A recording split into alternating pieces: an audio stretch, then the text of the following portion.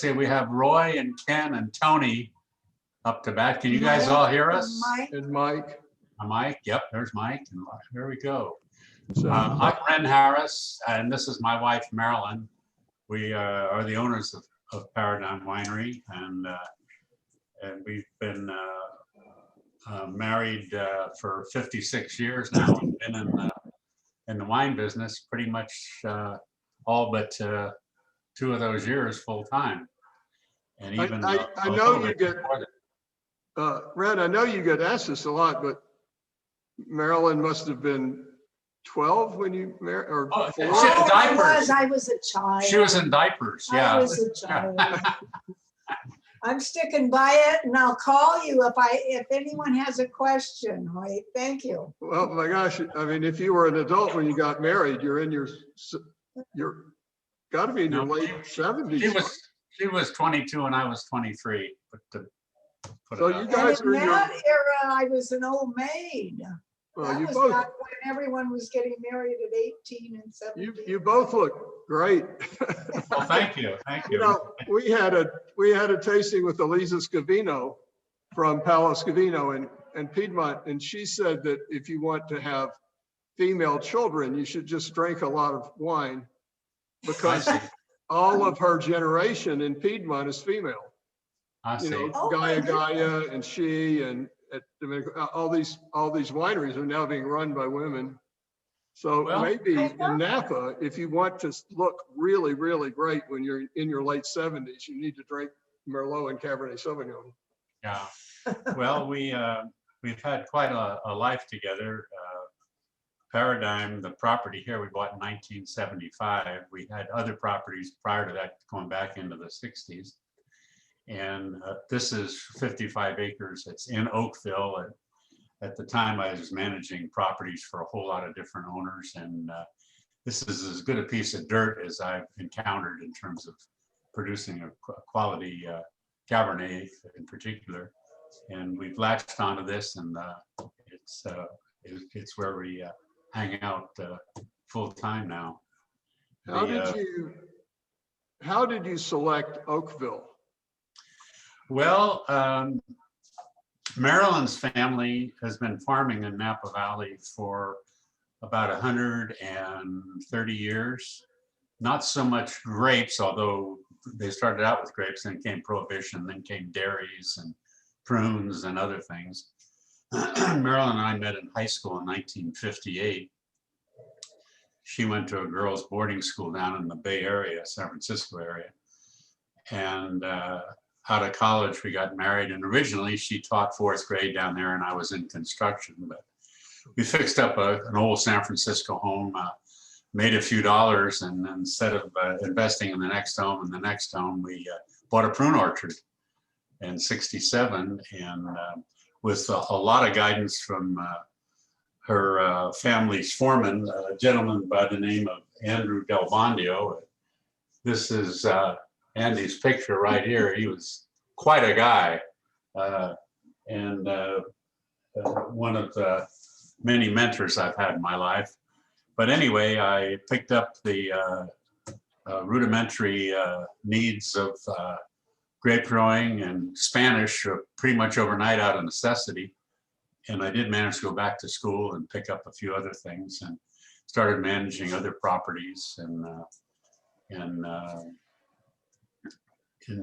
finally, like the rest of the other growers in the valley, we went from grape growing exclusively to making wine instead of selling grapes to one of the co-ops in the valley here. And we've made Paradigm since 1991. We still sell a few grapes. Groth family has been buying grapes from us since 1982, and I was, along with a business partner, fortunate enough to actually act as a real estate broker for them in buying their property. And also Gil Nickel, Farniente fame, was a very, very close personal friend, and did a lot of work with Gil. And we still sell a few grapes to Farniente, but we use most of them ourselves. And today we're going to taste Cabernet Sauvignon and Merlot. The Cabernet Sauvignon is a 16, which I think you probably all have. I'll pour myself a little here. The Merlot we've already poured. Have you poured your wines? Yes, I was going to suggest everyone should pour themselves a glass of, I assume you would agree that we taste the Merlot first? Correct. Correct. And so everybody should have a glass of Merlot while we begin here. Yeah, the Merlot is a clone. It's known as the Bear Flat clone. And Mike Stone of Sterling fame actually bought it into the country in a suitcase back in the late 60s, and which hence the term suitcase clone. They really are such things. And anyway, I knew about it, and Bear Flat was the name of the vineyard that they first planted it in, and he was kind enough to let me have some cuttings from their vineyard back in 1975 when Marilyn and I bought Paradigm. We been using it ever since. And since that time, the University of California has taken that clone and they've cleaned it up in terms of any disease that the older cuttings might still be carrying. And they are now making it available to grape growers generally. And it's been a very successful clone for us. This particular Merlot is 90% Bear Flat clone of Merlot and 10% Cabernet. It has spent 20 months in French oak barrels. 50% of those barrels were new, 50% had been used once before. And then it's been also in bottle aging now for about 20 months. So you've got basically a 4-year-old wine that is our available Merlot. We made, I think it was 705 cases, I think it was.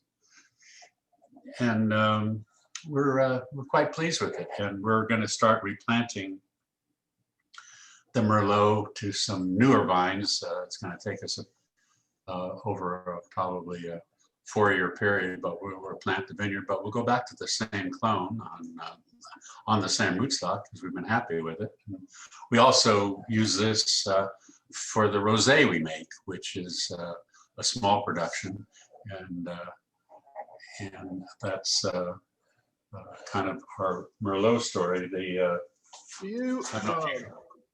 How did you decide on Heidi Barrett as your winemaker? Well, I knew and still do know Dick Peterson, her dad. He was a winemaker at Beaulieu, worked with Andrei Telichev up there, and quite a nice gentleman. He's still active in the wine world. He's, I think, right around 90 years old, actually. And Heidi was his daughter. He helped Marilyn and I design the winery. And at the time, I assumed he would likely become our winemaker, but he quickly turned me over to his daughter, Heidi, which was very fortuitous, actually. She had just gotten out of UC Davis. Yeah, winemaking. Yeah, she'd been out. She'd only been out a couple of years when she took us on, and she also made her mark in terms of fame as the original winemaker at Screaming Eagle. Right.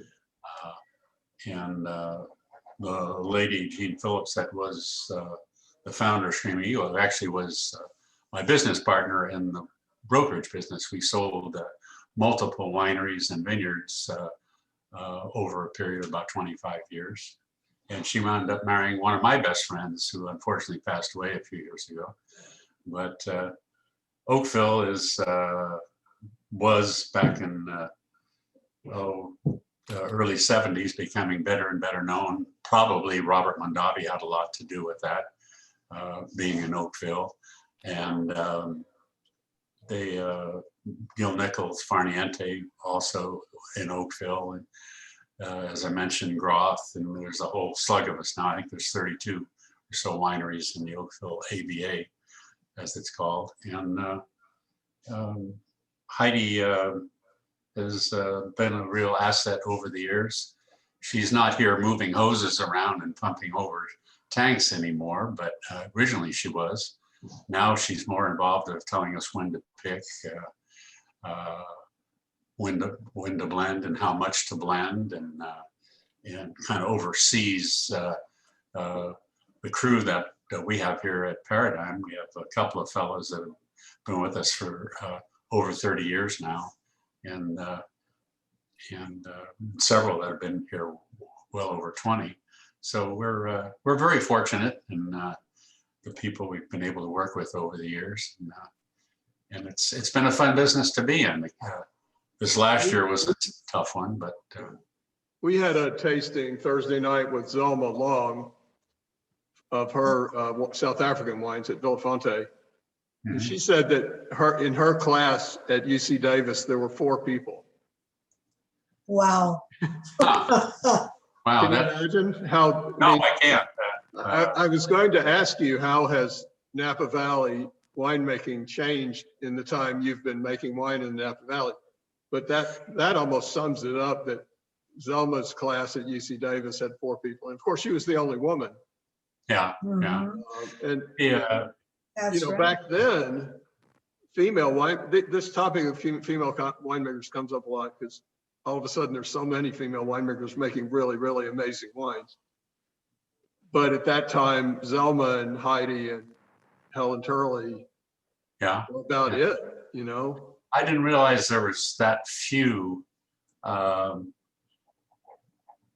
know Fresno State turned out quite a few good winemakers as well. And then, of course, they come from all over the world. When Gaia told, Angela Gaia's daughter Gaia told us that when she went to the University of Milan to sign up for the enology course, they told her that they didn't admit women. I see. Angela Gaia's daughter. Don't you think, wouldn't you think she'd be grandfathered in some way? I mean, yeah. Well, so did she go anyway, I hope? Yeah. Well, I think, you know, I suppose someone got her in. she went. She graduated, but she had to force herself on them. They didn't want to have her as Angela Gaia's daughter as a student because she was female. Wow. Right. Well, there's quite a few winemakers from all over the world that come through Napa Valley, and we in turn go to those countries. 2 years ago, this June, Marilyn and I took a soils course at the University of Bordeaux, in fact, along with about 35 people from Oakville. And those folks come over here. There's really quite a bit of cooperation in the industry. And nobody gains from a bad glass of wine in our world.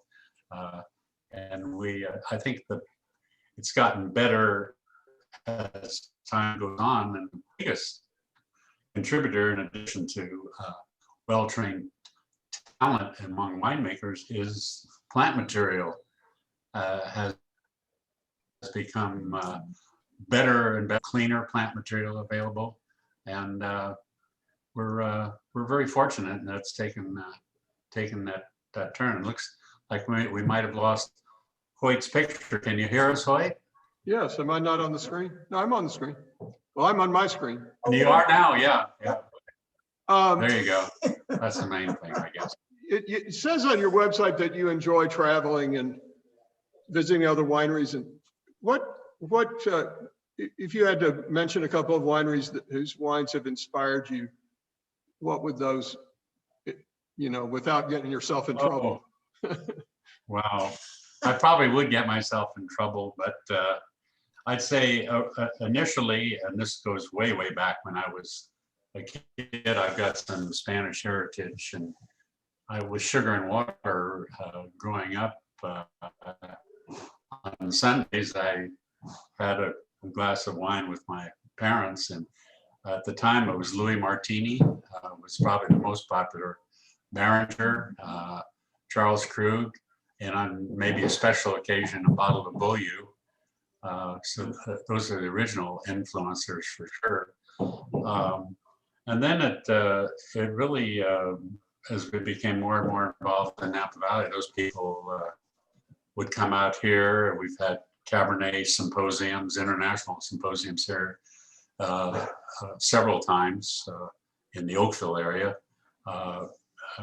And we've met, oh gosh, when we went and took our soils course, they'd actually dug trenches for us at Chateau Lafite, which I thought something I didn't expect. It was nice, and they were very friendly, and I didn't know that we had that much influence. Or I've never seen a rock formation like that underground. I mean, it was amazing. Yeah. Well, you know, in our conversation with Lauda Catena 3 weeks ago or something, you know, she has a partnership with Lafite. And I would say that her experience dealing with the people at Lafite is very different from yours. Yeah, Oh, I bet. That might- would be. well, You should tell us stories. yeah, you know, we've heard over the years, but they've proven not to be true. We've been treated very, very well in France by people in the industry, and they come over here. We enjoy each other's company, and I look forward to continuing that. As soon as this current pandemic goes away, which I'm looking forward to. But, and last How have you kept, or why have you kept I mean, if you think about top flight Napa, Cabernet, and Merlot these days,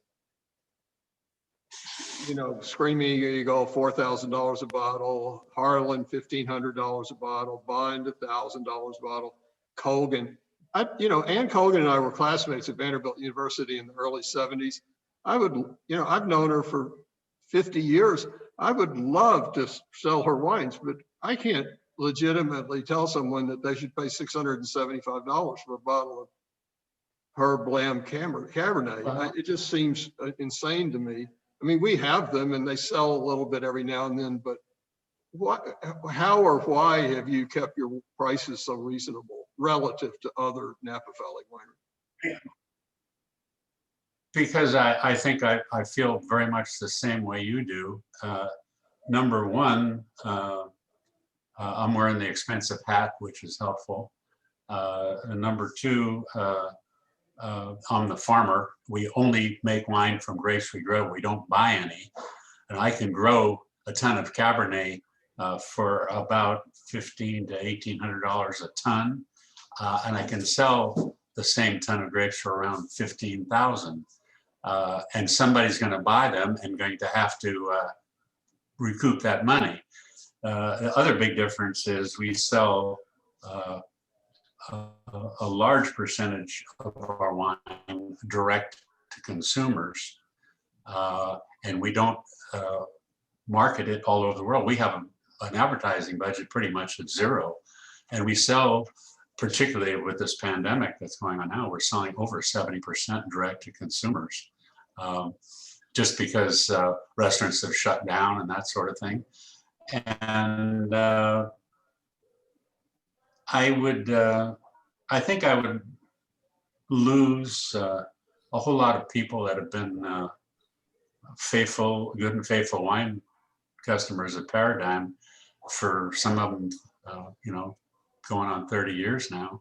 If I was to get easy on prices, and as to why, I guess people feel that if it's more expensive, it's got to be better. I would argue that point, but I'm happy. I'm having a good time. I don't have to work very hard to sell the wine, and we're enjoying it. And we enjoy the folks that drink it, and we enjoy the other people in the business. What did you pay for a 55-acre prune farm when you bought it? Well, when I bought this place, That helped too. this place was actually, when we bought this place, it wasn't grapes. The first place was prunes. That was across the highway. Yeah. But this place was in Pinot Noir, Chardonnay, Chenin Blanc, and White Riesling, 55 acres, and we paid $500,000 for it. I mean, it would cost. So you look that- at the other properties that have been sold recently and they're sold for hundreds of thousands and Yeah. millions more. Yeah, you wouldn't So- maybe wouldn't even get an acre for that in a lot of places. Yeah. But Yeah, I mean, that has a lot to do with it, obviously. I mean, I believe you said you made 750 cases of the Merlot. Is that what you said? I think 705, the Cabernet that we're going to drink now, that's our main item, and we made 5,700 cases of that. We also made several hundred cases of Zinfandel, and we also make a rosé from the Merlot, and that's about another 600 cases. So around 7,000 cases total production. Yeah, that would be a. And that- Opus One makes 25,000 cases a year, and they sell it for $300 a bottle. That sounds about right. Yeah. So, Their Opus Vineyard is actually right across the street from us on Dwyer Road here in Oakville. Yeah, the one around the winery, it's my understanding, those grapes are maybe not the reserve quality that's right next door to us here. I don't really know that for sure, but I do know they do own a vineyard right across the road. And right next to that is Martha's Vineyard. yeah. And right next to that is one of the vineyards that belongs to Harlan. And Contessa has one immediately south of us. So we're in a nice neighborhood.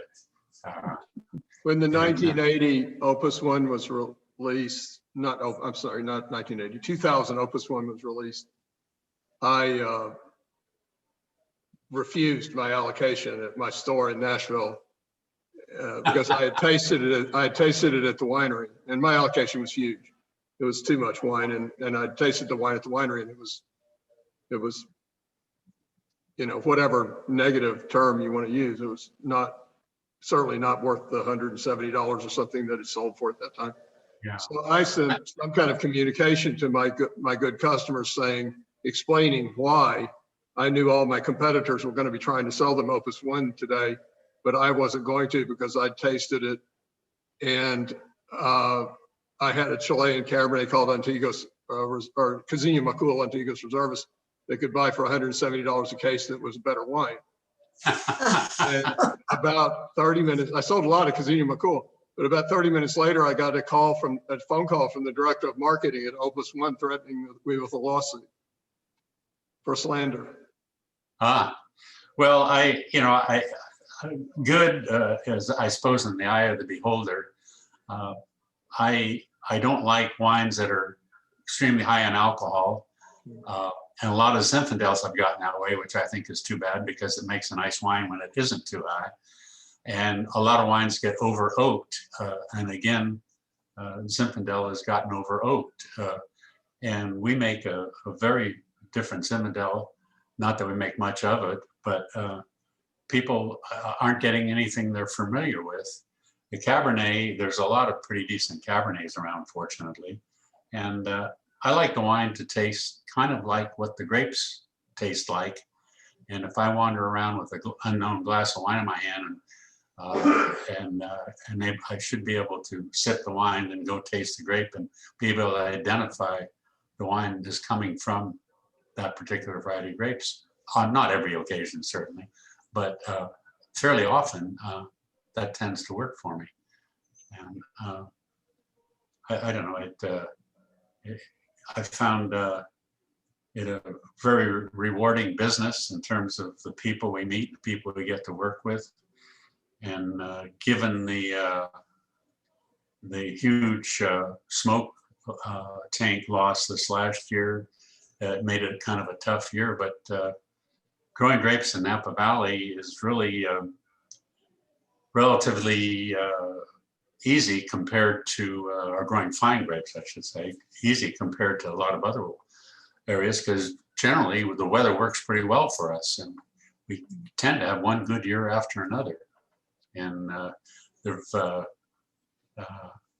it's almost, you can count on it, I guess, last year being an exception due to fires and the smoke from the fires. And we've lost White's picture again, I see. I'm still here. There you go. Very good. Heidi is quoted on your website as saying that the 2016 Cabernet Sauvignon tastes like Oakville. What does that mean? Well, I haven't had that direct discussion with Heidi, to be honest. It tastes like our Cabernet. It's very, actually starting in 2012 right through 2019, our Cabernets are really pretty similar. And that has to do with consistency of weather and the soil types on the west side of Highway 29 are pretty consistent throughout the entire district of Oakville. And the wineries I was mentioning earlier, of course, they do get, depending on what you do barrel-wise and sugar-wise and acid-wise and pH-wise, they do vary. But I don't know, I'm quite pleased with what we've done, and we choose our oak accordingly. It's French oak, with the exception of Zinfandel, which barrels are made in France, but actually from American oak, because we think it does a slightly better job. Certainly a little different cast in the wines. And I don't know, we do an awful lot of trading and sipping of each other's wine. I don't know, I think Oakville and obviously Rutherford, Stag's Leap. I mean, there's an awful lot of good wine from this valley. And I'd hate to tout one over the other, to be honest, because there's a lot of good ones, and other parts of the world for that matter. Well, there's certainly a lot of great wine from the valley floor of the Napa Valley. Mm-hmm. Right. People, we forget that. And the Merlot, so I was going to ask, we're running out of time, but I was going to ask, the movie Sideways had a sledgehammer effect on Merlot in the world. And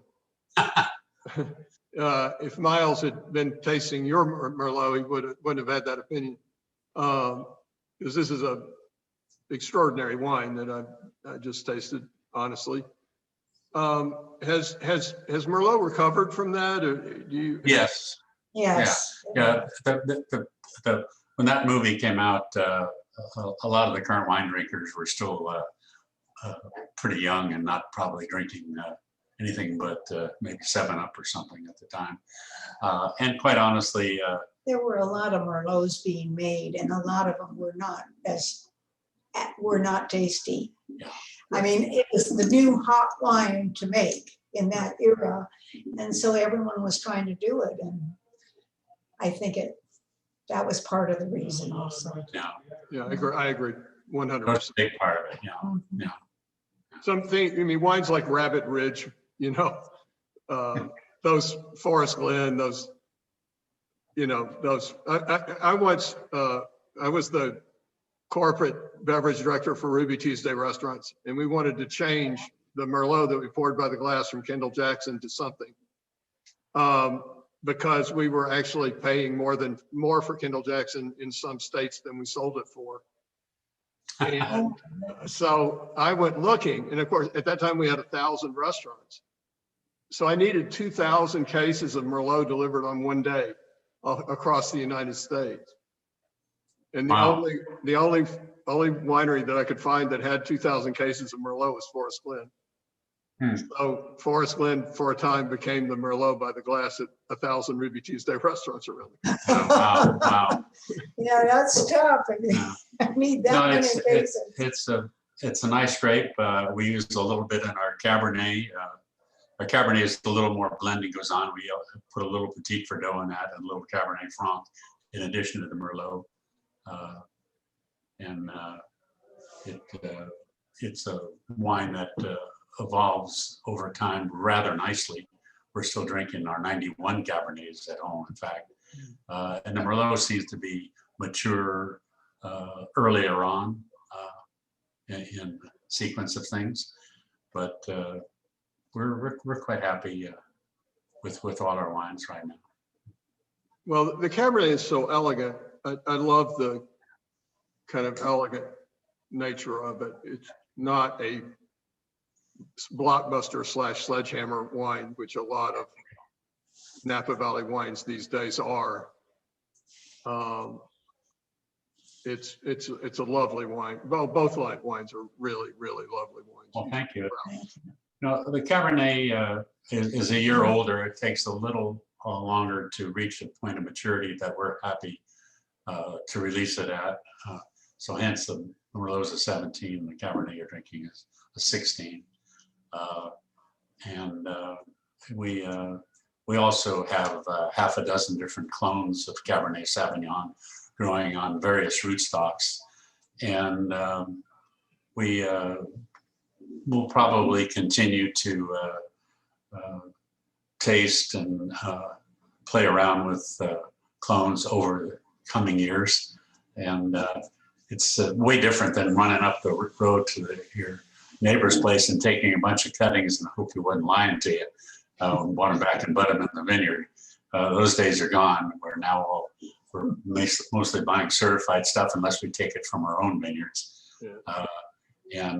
There's some very nice wines coming out of Napa Valley these days. I think we've come a long way. Whatever you do, don't bring cuttings back from France and introduce another phylloxeras. No, that happened once, didn't it? So, I've always heard Gary Pizzoni brought cuttings back from Latasha and Montrachet and introduced a new strain of phylloxera to California, which wiped out the vines. I mean, wiped out the vineyards, all but Zinfandel. Wiped out the vineyards. Yeah. So don't do that. Yeah. Don't be tempted. The next time you're at Lafitte down in that trench, don't be tempted. Well, one thing we learned at Lafitte that was kind of interesting is, you plant so many hundreds of vines per acre, and when one dies here and there, at Lafitte, the replants, they would introduce a more vigorous rootstock because it was competing with existing vines, which is something I don't know why I had not thought of over the years, but now we're starting to play that game because we learned something 2 years ago over there. So there's always tricks, and that was they have a 400-year head start on you. Well, that's true. Mm-hmm. That's true. Yeah, but or longer. Bordeaux's. The vineyards in Bordeaux were originally planted by the Romans, so maybe they have centuries head start on. Yeah, one thing that was really very nice for me to see last year, which was a miserable year with fires and all that. But we had people my age babysitting kids who couldn't go to school because they weren't open, so their parents could work vineyards. We had neighborhood watch going on during the night, so old guys like me could sleep, and if a cinder came down, they'd yell for the fire department. We had neighbors doing shopping for us, taking samples to labs, and this just all happened.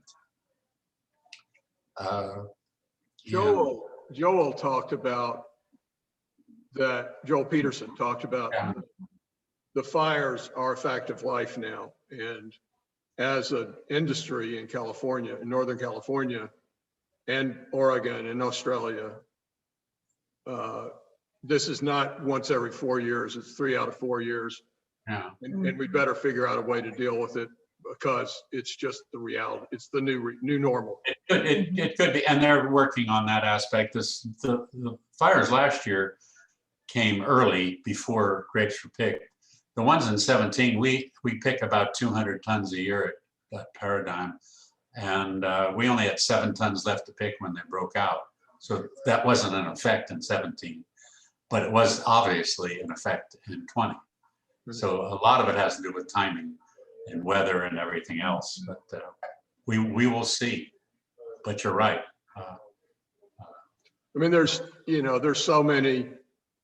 These kind of topics come up a lot in these conversations. We had a tasting with an Austrian winemaker named Christoph Hopler, who said that when he started at his family's winery as the winemaker, they harvested the grapes in October, and now they harvest them in August, and they're riper. A very well-known Beaujolais winemaker told us that when he started his grapes, his wines were 9 to 11% alcohol, and his 2020 vintage is going to be 15% alcohol. And unless he wants to make sweet Beaujolais, it's got to be 20%. It's got to be 15% alcohol. He can't do anything about it, you know, if he lets it ferment dry. Well, what's happened was I mentioned our vineyard here was Chardonnay, Pinot Noir, Chenin Blanc, and White Riesling. They all ripen earlier than Cabernet. Right. Just as a matter of fact, they bloom out earlier, and Chardonnay can be a month ahead of Cabernet planted right next to it. So we've graduated into later ripening varieties as a matter of course, and it's worked to our advantage. Now, if this trend continues, I've been at this this is my 57th harvest last year. I'm probably not going to make another 57, but maybe my grandkids will be dealing with a different world than I am right now. When you started, did you call it Chardonnay or Pinot Chardonnay? In those days, we sold all our grapes. We didn't make any wine. Well, we made a little at home, but I mean, I'm talking like a barrel here and there. We called it Chardonnay. At that time, most people called Chardonnay Pinot Chardonnay. Yeah, they did, and they called Petit Syrah used to be known as Petitera out here too. Right. You don't hear that much anymore. I had a restaurant wine list in the early 70s. The California white wines were French Colombard, Gray Riesling, Chardonnay, and Chenin Blanc, and the red wines were Gamay Beaujolais, Charbonneau, Zinfandel, and Cabernet Sauvignon. Yeah. Wow. No Pinot Noir, no Merlot. Yeah. Yeah, I mean, so, you know. Yeah. There's areas in south The world part of changed the a lot. county, Carneros, where when we first came up here, they weren't in grapes, and now they are because it was windier and cooler. So climate change has had its effect, and we've been able to roll with it rather nicely to this point. And we'll see what evolves into the future. Well, I try to be disciplined about making these 30-minute tastings 30 minutes, and I've already taken up 37 minutes of your time. Well, Wade, it's been a pleasure. I really appreciate Hope you your enjoyed time. the wines. Come see us sometime, and all you folks Yeah. listening in are always welcome. And we need to redo this again. We need to redo this tasting when it's 20 degrees and cloudy and sleety and snowy, and we'll have 30 people on the screen instead of 4 or 5. There you go. It's just too beautiful. Enjoy the warmth. It's just too beautiful here today. Oh, that's You know, wonderful. I congratulate Roy and Mike and Ken and Tony for having the chutzpah and Charlie. Yeah, excellent wines. It Thank says you. Teresa, but it's not Teresa. For joining us in spite of this glorious day that is going on outside. So anyway, thank Ren and Marilyn. Thank you so much. This You is bet, Wade. This has Good been to a see you. privilege, and Thank I've loved your wines for a long time, and I will continue to do so. Good deal. Good. Thank you. Thank you very much. Thank you. I will Well- tell you this.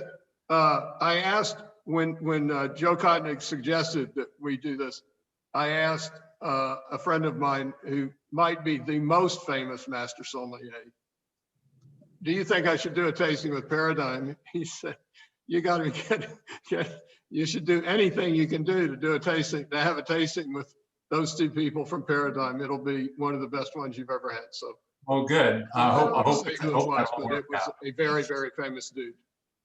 Very good. Thank you. Thank you very much. I'll click you off now. Have a great Go back to weekend. the sunshine. Thank you, everyone. you. Thank you. Beautiful. Bye-bye.